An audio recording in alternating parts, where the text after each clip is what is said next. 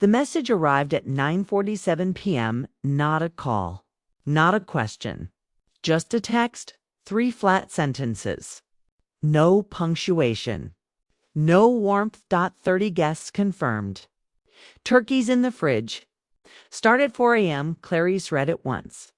Her eyes blurred. She read it again.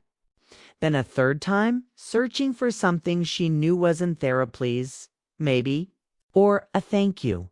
A fragment of humanity slipped between the demands. There was none. She set the phone on the nightstand. Its light still glowed, pulsing faintly against the room's shadows. Like a heartbeat that wasn't hers. The old mystery novel lay forgotten on her lap. She closed it, slid her glasses back onto her face, and rose slowly. The floor was cold under her feet. She walked the hallway in silence, past family photos where she was missing from the frame, and into the kitchen. The overhead light flickered before holding steady. And there it was. The seating chart, taped neatly to the fridge with a cartoon turkey magnet. Rows of names printed in glossy calligraphy. Leia's parents in the center, next to her sister, next to her brother-in-law. Cousins and in-laws perfectly arranged like pieces on a chessboard. Clarice scanned down the lines, her heart ticking slower with each row. She looked for her name. Somewhere in the middle, maybe. Or near the end. Or she found it in the bottom right corner. Not printed. Not in the same elegant type, but scribbled, slanted, rushed, Clarice, folding chair, buffet end. She stared at it. A name without weight. A placeholder. A chair meant to be dragged out at the last second. Wedged where no one else wanted to sit, her hand reached for the fridge handle. Cold air spilled against her face. Inside, it was already packed. The 24-pound turkey, still sealed in plastic. 4 tubs of butter stacked like bricks. A crate of eggs. Frozen pie crusts. Ingredients she hadn't bought, hadn't asked for, hadn't agreed to touch. They had filled her fridge with their assumptions. They had filled her silence with their commands, and she had let them. She remembered last year. The year before. A decade of holidays where she stood for 12 hours in this same kitchen. 4 pies, 2 turkeys, 3 casseroles. Cranberry sauce simmering in a pot no one else stirred. Guests laughing in the dining room, sipping wine, snapping photos she was never in. By the time everyone sat, there was no seat left for her. She had asked softly if she could grab a plate and sit with the kids. Nathan hadn't looked up from his glass. He had said it casually, cruelly, "Mom, don't make this about you." So she hadn't. She had stood at the counter, facing the sink, listening to the dishwasher hum like an accusation. Her body had gone through the motions. Her hands had kept moving. But something in her had gone missing that night now. Standing in front of the fridge, she felt that missing part stir again. She shut the door quietly. The cool air faded from her skin. Her alarm clock was already set for 5:30, but she changed it to 3:45. Coffee first. Work second. Work she hadn't agreed to, but work they all assumed she owed. When she returned to bed, her phone buzzed again. Another message. Don't forget Derek's nut allergy. She didn't answer. She placed the phone face down, the glow dying out. The house slept. But her thoughts didn't. The next morning, she noticed something she hadn't before. The seating chart wasn't the only paper taped to the fridge. Beneath it, clipped neatly, was a shopping list, double-spaced, highlighted, organized by aisle number. Leia's handwriting. The same list she had dropped off the day before, saying lightly, "I left you a list. Hope that helps. Hope that helps." Not "Are you free?" Not "Would you like to?" Just "You will." Nathan had kissed her cheek absently as they left. Layla's folks love your cooking. Don't go overboard, not a compliment. A command dressed as kindness. She looked at the list again, at the seating chart, at the fridge bursting with food she hadn't asked for, and then she remembered a phone call. Her sister's voice, warm through the static from Daytona. Still time to change her mind. Tony keeps asking if Aunt Clarice is bringing her sweet potatoes. You know, we'd love to have you. Clarice had smiled, though her chest felt heavy. I'm staying here this year. Nathan and Leah are hosting again. Her sister's tone had sharpened with concern. Are you going because you want to?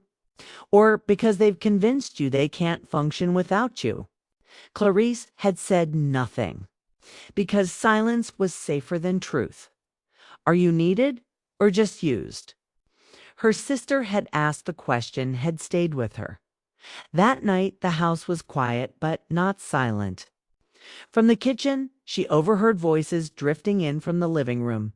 Leah's voice. Sharper when she was on the phone. She likes having something to do. It keeps her useful. Nathan's chuckle followed. She's good at disappearing into the background. Useful. Background, disappearing. The words weren't daggers. They were confirmation. Clarice stood in front of the oven, holding the baster. Her hand suddenly heavier than it had been moments before. She blinked. Her eyes stung, but not with tears.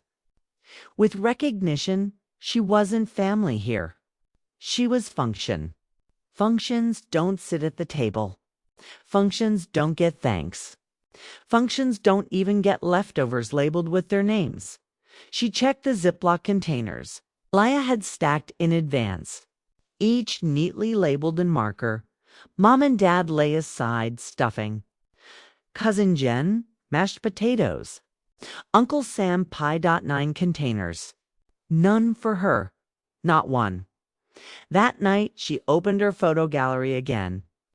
10 years of Thanksgivings. Table settings, children with whipped cream mustaches. Nathan carving, Leah smiling. She looked harder this time, slower, searching for even a shadow of herself. A reflection in a window. A blur in the corner, nothing. 10 years of holidays. And she didn't exist in a single frame. It was 1 a.m. when she unzipped the old suitcase. The zipper caught halfway, but she didn't force it. She folded one warm sweater, a pair of jeans, travel-sized toiletries. She left the pearl earrings on the dresser.